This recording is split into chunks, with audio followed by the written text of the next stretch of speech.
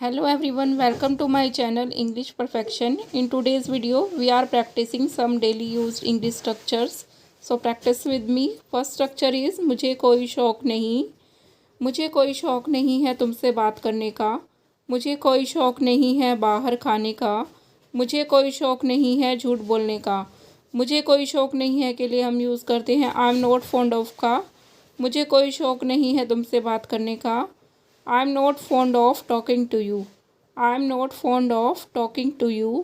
मुझे कोई शौक नहीं है बाहर खाने का। I am not fond of eating outside. I am not fond of eating outside.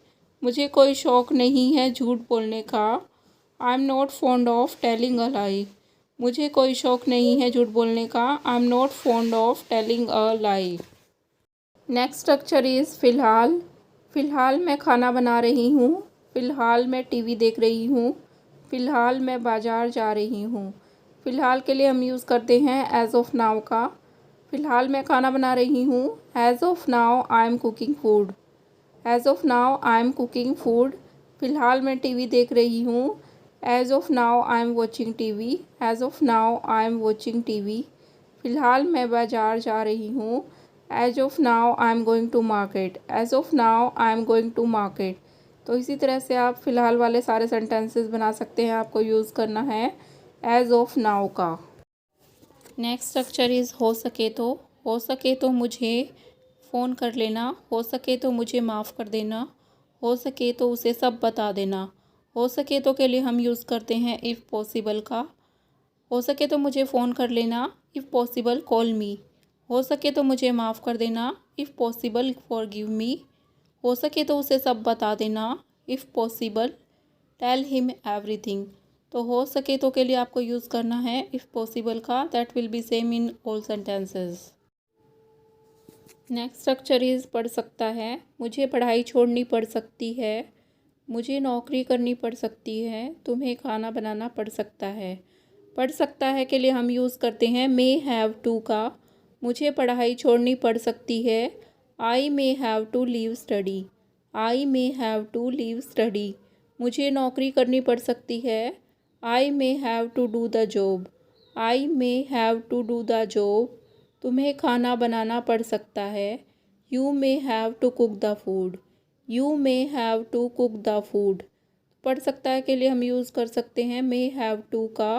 That will be same in all sentences. Next structure is तंग आना। मैं तुम्हारी बातों से तंग आ गया हूँ। वह अपनी पत्नी से तंग आ गया है। मैं उसके स्वभाव से तंग आ गई हूँ। तंग आना के लिए हम यूज़ करते हैं फेड अप विद का। मैं तुम्हारी बातों से तंग आ गया हूँ। I am fed up with your talks. I am fed up with your talks. वह अपनी पत्नी से तंग आ गया है। He is fed up with his wife. He is fed up with his wife. मैं उसके स्वभाव से तंग आ गई हूँ। I am fed up with her nature. I am fed up with her nature.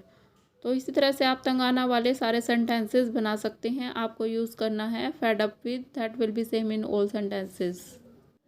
Next structure is मानना पड़ेगा। मानना पड़ेगा तुम्हारे पापा बहुत अच्छे हैं। मानना पड़ेगा तुम बहुत होशियार हो। मानना पड़ेगा वह बहुत सुंदर है। मानना पड़ेगा के लिए हम यूज़ करते हैं आई हैव टू एडमिट का।